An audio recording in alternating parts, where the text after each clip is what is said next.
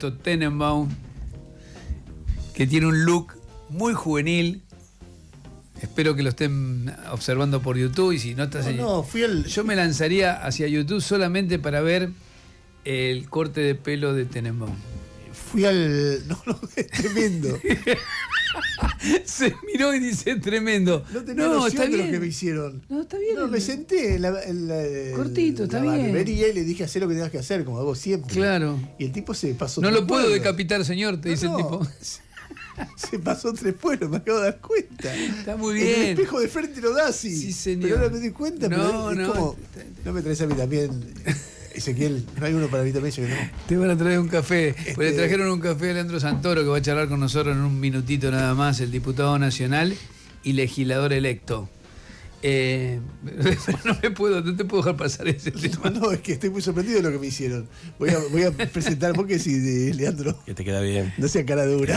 Es un demagogo. Terminó la elección, dejate la pelota. Claro, Santoro es un demagogo. Te queda bien. Confía. Bueno, ¿qué onda? ¿En qué sentido? No, primero, la verdad que lo que me da ganas de preguntarte es evidente que la situación argentina ha cambiado mucho. Y lo que no veo que cambie, no sé si incluirte o no, es la mirada de la dirigencia opositora respecto de eso. Es decir, se los ve desperdigados. Es decir, yo imagino que la idea de, no sé, confrontar con el actual modelo de cosas en la nación podría haber unido a ustedes, la coalición cívica, Lusto, Rodríguez Larreta, no sé, vos sumás todo eso, gente que no está de acuerdo con Milei. Y eso uno lo ve hoy como prioritario. Y uno ve que ni se hablan entre sí, se presentan para sacar el 1,5%. Es decir, cuesta entender, ni que hablar lo que pasa en el peronismo en la provincia, el peronismo en la provincia, todo. Ve una cosa que la fortaleza de Milei se explica por sí misma y por el delirio de toda la dirigencia opositora. No sé qué ves vos. Que cuando hablamos de una sociedad individualista, no hablamos solamente de lo que le pasa a la gente, hablamos también de lo que le pasa a la dirigencia, que piensa primero en sus propios intereses y después ve cómo se para. Segundo, muchas veces cometemos los errores típicos de los que generalizamos y pensamos que está todo el mundo en la misma, pero no está todo el mundo en la misma. Hay gente que construye puentes, que construye vínculos. De hecho, te podría decir que buena parte del discurso que nosotros desarrollamos en esta campaña electoral tenía como objetivo crear condiciones para hacer un gran acuerdo político con sectores que sienten que lo de Milei es lo peor que nos puede pasar. Porque de verdad estamos frente a un experimento social nunca visto. No es un gobierno de derecha nada más, es un gobierno de ultraderecha. Yo cada vez que hablaba de la necesidad de construir un proyecto local, es porque entiendo que tenemos que lograr que confluyan personas y fuerzas sociales que la quieren a Cristina y que no la quieren a Cristina, pero que por ahí comparten una sensibilidad común frente a una amenaza que para mí es mucho más profunda que la que tuvimos en la época de Macri. O sea, esto es mucho peor, porque no estamos hablando de un gobierno neoliberal en lo económico u ortodoxo en lo económico. Estamos hablando de un gobierno que avanza contra las libertades públicas, que tiene conductas autocráticas, y además que hasta plantea delirios. Lo de ayer con Kennedy, por ejemplo, un hombre que niega la ciencia, las vacunas, ¿viste? Y celebrando en el medio del recorte al Garrahan con una motosierra en la Casa Rosada, a mí me parece que debería llamar la atención de todo el mundo. Entonces, si hay algo que vengo haciendo, por lo menos yo y creo que otros compañeros también de otros espacios políticos, es tratar de construir puentes.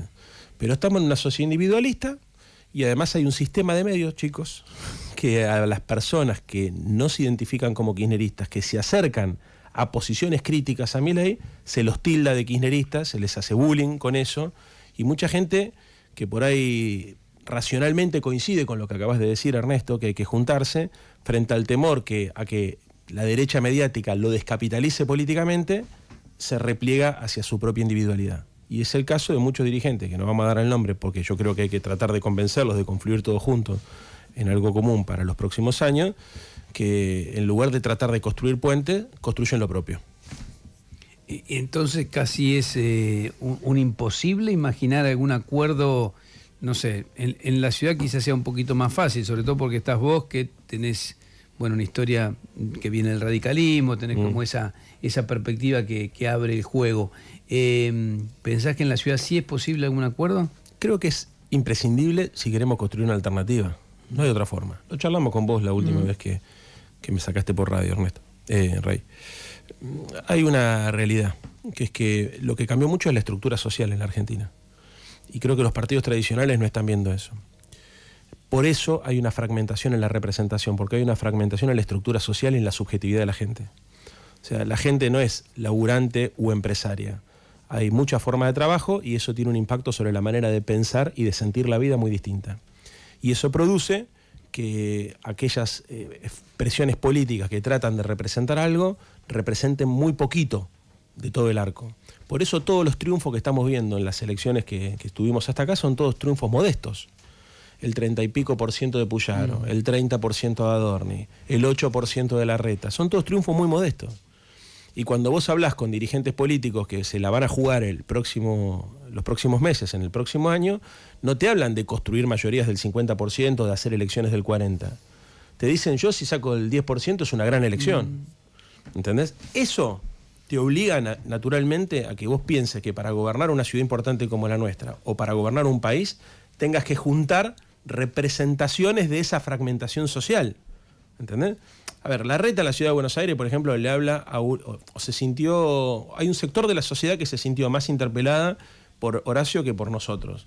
Ese sector de la sociedad que probablemente viva más en la zona norte, votante tradicional de Juntos por el Cambio, en algún momento tenemos que tratar de que confluya con los vecinos de Villa Crespo o de Caballito o de Soldati que nos votaron a nosotros. Eso es un esfuerzo que hay que hacer y también es un esfuerzo que tenemos que hacer como sociedad, porque también necesitamos que, por ejemplo, periodistas que piensan como ustedes puedan dialogar con periodistas que tienen una tradición política más liberal o más de izquierda y puedan encontrar comunes denominadores, porque hoy hay una lógica centrífuga de la sociedad. No es que la política se centrifuga y se va hacia los extremos. Está pasando, ¿eh? Está empezando a pasar. Sí. No, el No, te lo digo, está empezando a pasar. Lo que pasa es que es un sector especialmente apuntado por Milei. Claro. Entonces eso, Milei unifica... Eso te acerca, claro. Claro, cuando estás en el mismo paredón te mirás y che, estamos en desacuerdo, boludeces. Ayer hablaba con Navarro y me contaba que hablaba con periodistas, con Roberto Navarro, y me contaba que estaba hablando con periodistas que trabajan en La Nación Más. ¿Viste? O sea, por eso te lo digo. Yo sé que con ustedes se está pasando y yo creo que eso ayuda a que la política empiece a ver como una necesidad de juntarse, porque también el problema que tenés es que cuando hay una crisis de identidad, los sectores más duros, los núcleos más duros, te exigen que tengas un discurso más radicalizado y te impiden que construyas vínculo con sectores que por ahí compiten electoralmente con vos. ¿Entendés? Eso inclusive también pasa con algunos periodistas que asumen el rol de militante y que le dan letra a esos sectores radicalizados, suponiendo que lo que la Argentina necesita es un Milei de izquierda que grite tan fuerte como Milei. Entonces cualquiera que busca un guiño a otro sector de la sociedad parece que está entregando a la doctrina, en el altar del pragmatismo. Y esto es un problema, porque, a ver, vamos a decir las cosas más fácil para que la gente por lo menos entienda mejor cuál es mi posición. Hay un montón de gente que habla de política que no sabe de política. Y que lo que está tratando de hacer es ganarse el favor de un sector de la sociedad que está muy indignada y muy enojada y que necesita que alguien represente esa indignación. Y entonces esto es una locura, porque son decenas de personas gritando solas sin tratar de ponerse de acuerdo en nada a los efectos de poder representar algo mínimamente en un momento donde parece que está todo en crisis, incluso la propia identidad. Yo me sigo preguntando por qué si, no sé, hoy ves la jornada de hoy, tenés movilización de los científicos, tenés paro por tiempo indeterminado en el Garrahan, la movilización de los miércoles de los jubilados. Hoy me llegó recién una protesta de la gente del INTI. Hay una movilización por el tema recortes en discapacidad. Mirá la cantidad de sectores que están en conflictos. ¿Cómo puede ser que eso no se traduzca, o en principio pareciera que no se traduce en votos, ¿no? Porque de pronto venimos de una elección donde en la capital el gobierno saca el 30%. Y tiene una muy buena chance para poder ganar o por lo menos disputar la provincia. Dos cosas. Primero, Rey. ¿Qué ves ahí? Un mes antes de las elecciones de la ciudad le dieron 20.000 millones de dólares al gobierno. Y sacó el 30% de los votos. A ver, yo fui muy cauto, dije, las urnas hablaron, obviamente hay que reconocer, ganaron. Pero pará, 30 puntos después que le dieron 20.000 palos un mes antes para tener una salida ordenada del cepo. Ojo con eso. Segundo, son los gobiernos los que tienen que garantizar la participación de la gente, porque la gente en realidad, si se queda en casa y no vota, es porque se siente disconforme con un montón de cosas, pero fundamentalmente con quienes tienen que resolver los problemas. Por eso siempre decimos, las elecciones no las gana o la pierde la oposición, las gana o la pierde el oficialismo, y es el oficialismo el que, para poner en contexto, porque tampoco si no, esto no es los 90, yo creo que en los 90, cuando Menem construye ese discurso del ingreso al primer mundo, de alinearse con el consenso de Washington, y también tiene un manejo inteligente de los símbolos y de la cultura, porque se acerca a Bush, y entonces había una cosa, viste, que una fantasía que la Argentina podía ser un país desarrollado. Bueno, ahí se generó algo que hoy yo no estoy viendo que se genere en la sociedad argentina. Como que había un relato que era más consistente. Y además Menem era un político profesional frente a Milei, que es un tipo que muchas veces tiene uno la sensación que está hablando frente a un centennials, ¿viste? Porque es un adolescente que dice... la señal del GPS. Mira, es bueno, es un mensaje. Se perdió. Se perdió la señal del del país. GPS. Está el país a la deriva. Bueno, la entonces, oposición- Entonces, a ver, yo no veo tampoco una cosa así que sea tan terrible. Lo que veo es que el problema que tenés enfrente está todo fragmentado, ¿entendés? Entonces ellos, con una fracción moderada de la sociedad, generan la sensación de que son una mayoría. Probablemente si hoy hubiese una elección, nuevamente podrían construir una mayoría, pero no sería una mayoría homogénea, sería una mayoría construida con fracciones de otras representaciones políticas, ex votantes del PRO, algunos desilusionados, ¿entendés? Creo que la clave está en poder construir una alternativa que se le enfrente a este gobierno y que logre sintetizar un proyecto de país parecido, digamos, ¿no? O sea, y ese es el gran desafío. O sea, lo que te quiero decir es, creo que hay condiciones para construir una esperanza política. Por supuesto que hay que laburar mucho hay que laburar, y acercando posiciones. Y necesitamos que la dirigencia tenga la valentía de poder enfrentar el poder mediático, que es una de las explicaciones que yo encuentro para la pregunta que ustedes hacen: ¿por qué no se juntan? ¿Por qué hay falta de valentía, falta de coraje para enfrentar el poder mediático? Cuando hablas de poder mediático, ¿a qué te referís? ¿A los medios tradicionales? Claro. ¿A qué? Vos, a ver, hay tipos que... Porque viste que están discusiones, ¿realmente hay Sí. ahora, después de la atomización que hay con los medios, Sí, hay. las redes? Sí, porque eso después tiene rebote. Por ejemplo, los videos que viralizaban de Macri diciendo que había que votarlo a Adorni eran videos que se usaban con la estética de La Nación Más. ¿Entendés? Entonces había algo ahí que todavía tenemos que ver nosotros que funciona. Sí, claro, los mensajes se potencian con las redes sociales, pero los medios tradicionales siguen siendo importantes. Y en la cabeza de los dirigentes políticos sigue... Eso es otra cosa. Claro. Lo que pasa es que vos ganás contra los medios. Hay tantos ejemplos de ganar. Desde Perón diciendo en el 45 gané contra los medios y en el 55 perdí con todos los medios en contra. Sí. A favor. A favor. Hasta... Es que se te ocurra. Milei en un momento empieza a tener espacio en los medios, pero cuando vos ves la línea política de los medios grandes, era mucho más a favor de Juntos por el Cambio que de Milei. Son fenómenos que surgen desde otro lado. De repente, gracias al rating, Milei empieza a tener como mucho espacio, pero porque mide. Sí. Yo me acuerdo de Chacho Álvarez contra Menem. O Menem en el 95 brindando con Neustal de gané a los grandes medios. Sí, Es decir, pero ¿sabés qué tienen los medios hegemónicos? Capacidad de daño.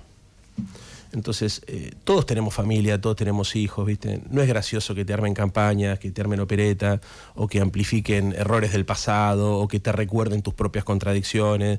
Entonces, creo que hay mucha gente que tiene temor a enfrentar esa situación en esta etapa. Si mañana el tipo de cambio se va a la mierda, ¿viste? O hay una crisis económica. A ver, Milei también dice las cosas que dice porque tenía una característica única en el sistema político argentino, que es que no tenía nada para perder.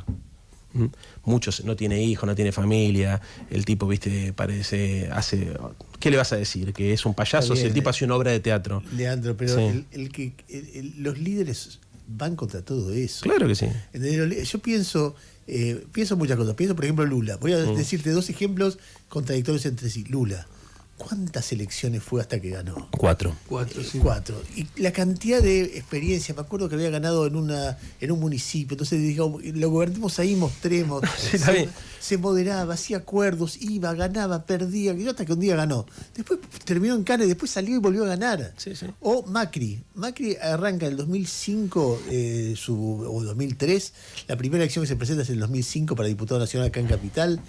Después en el 2007 gana creo que en el 2007 gana la intendencia, después gana en el 2011, donde él pensaba presentar para presidente y se corre, apoya a Massa en la provincia de Buenos Aires en el 2013 para ganar, apoya a Narváez en el 2009, viene, va sumando, y es cierto, por ahí tenía los medios que vos llamás hegemónicos, yo lo llamo, para mí es una manera errada de llamarlo, pero no importa, los medios más influyentes a favor, pero tenía un bombardeo en contra de lo que era el gobierno, que era permanente. De Narváez le gana, le hacían campaña diciendo que era narco. Sí.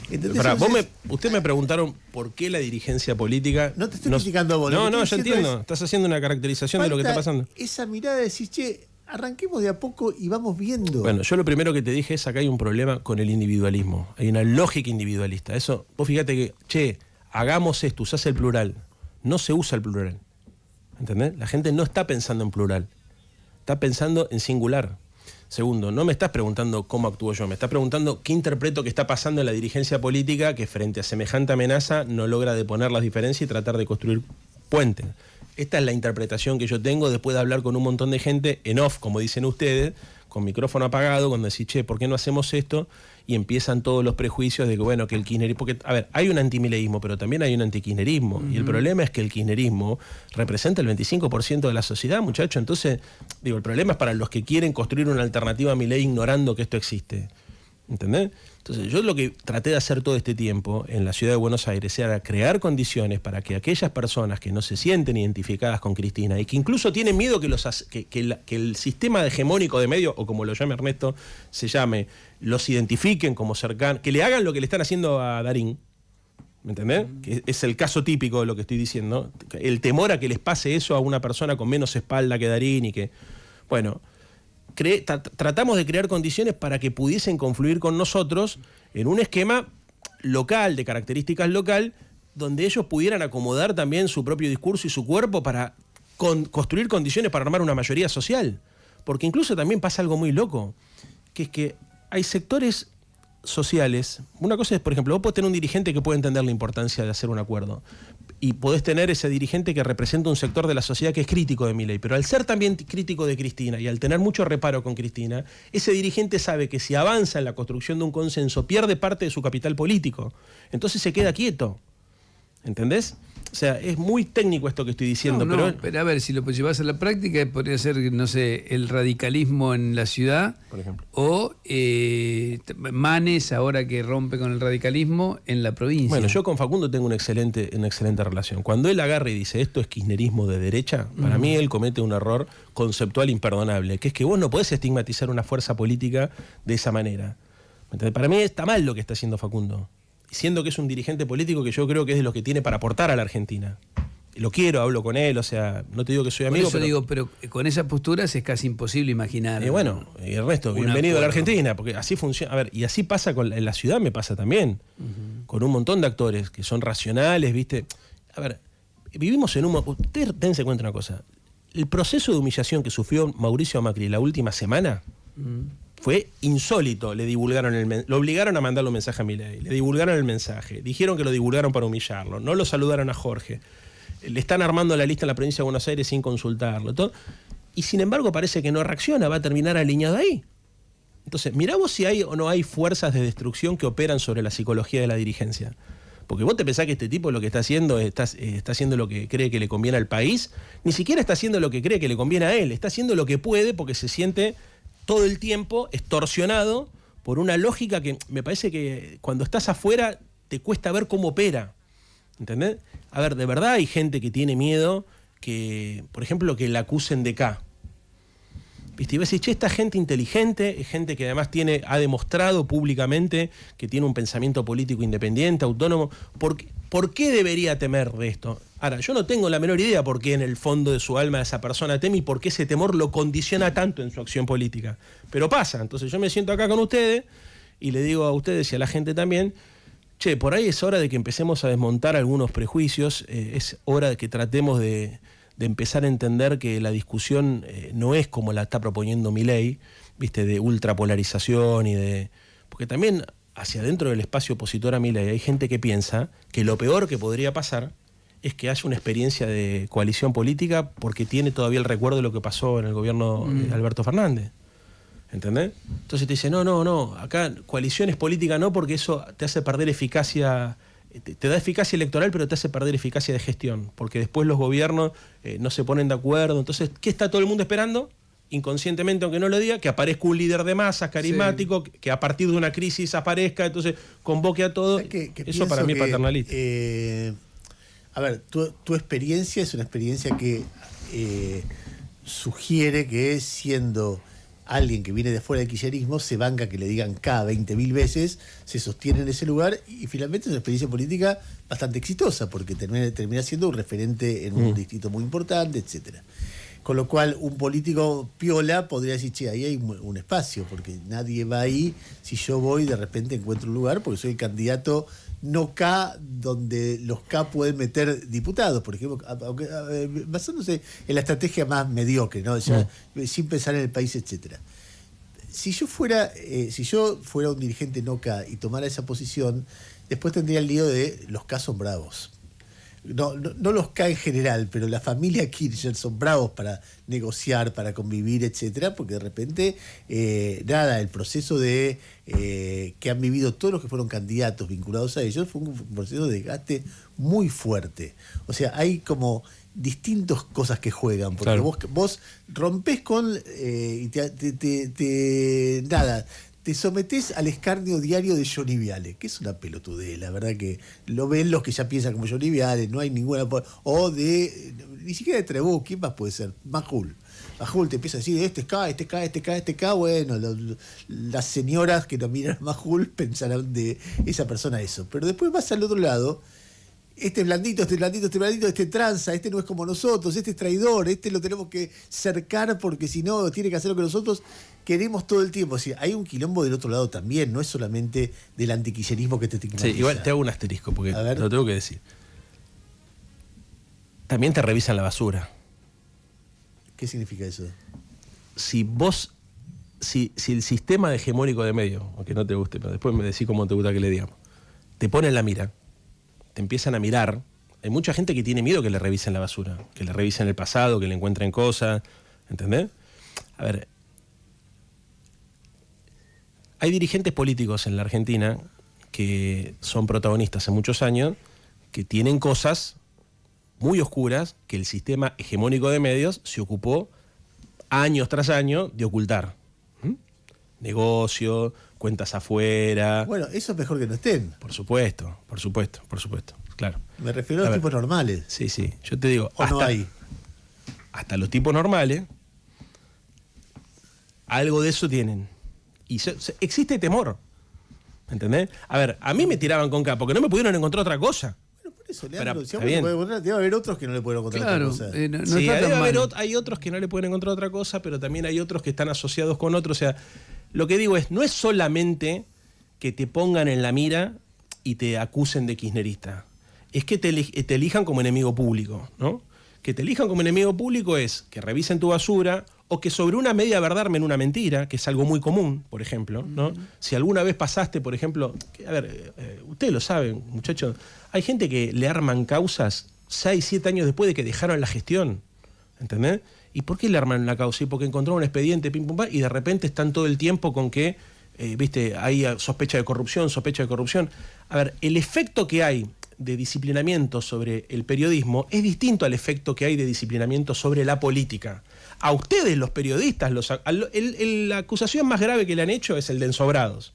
Que la gente no termina de entender bien qué carajo es un ensobrado. Si le da plata a un político, una empresa, no termina de entender. Pero a la dirigencia política, en general, el efecto que genera esa misma operación tiene otro impacto, ¿me entendés? Porque además ustedes en general se hacen cargo de ustedes, ni siquiera se hacen cargo, no lo digo por ustedes en general, ni siquiera se hacen cargo de los medios de comunicación, ¿me entendés? Vos trabajás en un diario y te dicen, che, este diario recibió plata de tal o cual, y bueno, yo soy un empleado del diario. Cuando vos sos parte de un esquema político, capaz que hay alguno que está cerca tuyo, un dirigente del mismo partido, ¿me entendés? Entonces es más difícil encontrar esa valentía para enfrentar porque la valentía para enfrentar que decís vos, Ernesto, en general aparece cuando hay una crisis socioeconómica, ¿entendés? Entonces, eso tiene que ver con los ciclos. Cuando vos tenés... Leandro, solamente para tensionar la idea, ¿es así o los monstruos tienen el tamaño que uno les adjudica. Quiero decir, poné tu caso. Te podrían decir de todo, te podrían inventar de todo, aún lo que no sea cierto. Y no pasó. Sí, conmigo no pasó. Bueno, por eso. Entonces vos decís... entonces, también de la entidad de un dirigente político depende saber darse cuenta de que, bueno, te metes en política, es un territorio difícil. En cualquier cosa de debate público, hoy en día un artista, un futbolista, el otro día un pibe de Ferro le inventaron que tenía una historia con alguien de la dirigencia, y el pibe tuvo que salirse de Ferro. Es decir, pasa, uno mira, es un momento especialmente sucio con el tema de las redes sociales, sobre cualquier figura pública y figura privada también, porque en los colegios secundarios pasa. Es decir, el tema del bullying, el tema del escrache, cada cual tiene la sensibilidad que tiene. Se supone que un dirigente político tiene una sensibilidad, una piel más dura, porque si no, no sos dirigente político. Y te la bancás y sabés que todo pasa, y sabés que y que te la tenés que bancar, y que tenés que bancar, y tomás un riesgo, como todos tomamos en la vida, riesgo cuando defendemos nuestras ideas. Yo insisto con la imagen de aquel Macri, no de este, que es la verdad que es una tristeza terrible. Aquel Macri fue un muy buen dirigente. Es decir, como armó, empezar a entender que armó. Digo, bueno, hay un poder hegemónico, el kirchnerismo es durísimo, yo voy a armar desde acá. Salgo de Boca, me presento, gano en la ciudad de Buenos Aires. Te van a decir de todo, te van a armar causa. ¿Te acuerdas de la causa de las escuchas? Que fue una causa totalmente ridícula. Y te van a decir de todo el tiempo, procesado, terminó procesado y qué sé yo. No digo que haya sido una épica total, pero de todo lo que le decían. El tipo se la bancó. Entonces vos decís, porque en ese momento había múltiples poderes, entonces vos decís, ¿por qué no hay otros que se la... O Cristina misma se ha bancado cualquier cosa y la mina se sostiene. Entonces es una cuestión de que tampoco vamos a justificar ese tipo de cosas por la paranoia respecto de qué te va a decir en la tapa Clarín. No, yo lo que creo, yo sí estoy viendo que hay mucha gente inteligente, porque para no hablar de los dirigentes consagrados, que no quiere saber un carajo con la política. Eso es otra cosa. ¿Me entendés? Porque, a ver, esto se la bancó, tiene el cuero duro. Es un sistema Yo inhóspito. empiezo a ver mucha gente que es valiosa, que dice, no quiero saber nada con la política. ¿Me entendés? No quiero saber nada con las candidaturas, o no quiero saber nada con exponerme públicamente. También está pasando algo en el mundo, ¿no? No es que las universidades no hablan ni opinan, los periodistas... A ver, yo digo, me acuerdo cuando la atacaron a Estela de Carlotto, yo me imaginé que los referentes de la cultura y de los derechos humanos iban a saltar, y no saltaron. ¿Entendés? Hay un efecto, porque las redes sociales, porque también está pasando algo distinto, Ernesto, ¿entendés? Las personas somos personas de carne y hueso, no es joda, ¿entendés? O sea, hoy, por ejemplo, hay gente adulta que me habla de ataques de trolls como con angustia, ¿me entendés? Y yo digo, yo le digo lo mismo que vos, ¿eh? Ayer me pasó con un dirigente político que me decía, tengo el teléfono lleno. Y yo decía, este tipo es un tipo inteligente, está angustiado por esto tarado, que además muchas veces ni siquiera sabemos son personas reales, pero pasa. Y está pasando en el mundo, ¿entendés? O sea, porque pasan dos cosas. Pasa que la comunicación a través de las redes sociales se mete en la vida de la gente, tus hijos se enteran, es otra cosa. Digamos, esto está cambiando mundialmente por todo lo que tiene que ver con los algoritmos, etcétera, etcétera. Y también pasa, viste, que mucha gente se pregunta, che, ¿vale la pena hacer política? Porque mirá el esfuerzo que es para que finalmente te terminen acusando de cualquier cosa. Ustedes como periodistas generan opinión y tienen un prestigio y tienen un lugar que muchas veces cuando saltan a la política lo pierden de la mañana a la noche. Porque eso yo creo que ahí el error de ustedes, o tuyo, Ernesto, en este caso, es analizar lo que te pasa a vos, que también muchas veces sos objeto de ataques injustos, con medias verdades, te arma mentira, etcétera, con lo que le pasa a una persona que está disputando poder. La disputa del poder también hace que para un sector de la sociedad, aunque piense parecido como vos, seas un sospechoso de que algo estás tratando de sacar. Por ejemplo, a mí hacer política en la campaña electoral me parece un espanto. Yo cada vez que, voy al supermercado y parece que estoy en campaña, ¿me entendés? O sea, viniste acá porque estás en campaña. O la vez pasada que me lo crucé a Caruso Lombardi en el auto. Mirá, en realidad Santoro no tiene este auto, tiene otro y no maneja, él tiene chofer, pero lo armó para la campaña. Pará, loco, no es así. ¿Me entendés? O sea, no, hay una sensación generalizada de que un político en campaña es una persona que está haciendo todo en su vida para engañarte. Y llegás al absurdo de que mientras estás viviendo, hay gente que piensa que en realidad estás en campaña. No, boludo, estoy llevando a mi hija al odontólogo. ¿Me entendés? No tengo un fotógrafo atrás. Entonces, eso a ustedes no le pasa. ¿Entendés? Y a nosotros y en campaña electoral nos pasa, y es agobiante. Por eso los políticos viven todo el tiempo en una burbuja, encerrados en un country, no los ves en la calle, no los ves en el subte, no los ves en los... Yo trato de hacer la vida normal y es pesado. ¿Estás en el subte? Claro, estás en el subte porque estás en campaña. No, boludo, ¿qué querés que me vivo en San Juan y Boedo? Boludo, me tomo el para ir a la legislatura, por ejemplo. ¿Entendés? O estás con la nena, claro, en realidad no tenés niñera. No tengo, lo estoy llevando al odontólogo. ¿Se entiende? Está bien, pero tuviste un montón de gente que estaba en el country porque le gustaba estar en el country, porque había embolsado tanta guita, claro, que vivía en el country. Y después se conmueve con el Pepe Mujica. Hay una cosa que se rompió y que es esa empatía que había entre la dirigencia y la gente. Sí. ¿No te incluye? Bueno, y eso es lo que hay que revertir. A mí me impactó mucho porque todo el mundo cuando murió Mujica lo ponderaba. Y digo, el 50% de lo que los pondera... Son ricachones. Claro, tienen un montón de guita, no viven como él. Y de pronto una de las cosas que hay que preguntarse, che, ¿por qué al viejo le creían? No, bueno, el viejo tenía una posición ética. Bueno, pero hay que recuperar eso. Sí, por supuesto. O sea, como que, bueno, y a lo mejor tarda tiempo. Sí. A ver, por ahí desaproveché esta conversación con ustedes en tratar de analizar. Fue sumamente interesante. Tratar de analizar lo que está pasando. Y a veces el problema también de analizar lo que está pasando es que por ahí la gente se imagina que yo estoy de acuerdo con esto que estoy describiendo. No estoy de acuerdo para nada. Para nada estoy de acuerdo. Y coincido con muchas de las cosas que ustedes están planteando todos los días acá en este micrófono, que es una trinchera. Mirá, no es una trinchera, es un micrófono. No, es una trinchera, hasta tiene forma de trinchera. Porque hay alguna... A ver, finalmente lo que tratamos... Tenemos con el corte está haciendo la colimba, ya me di cuenta.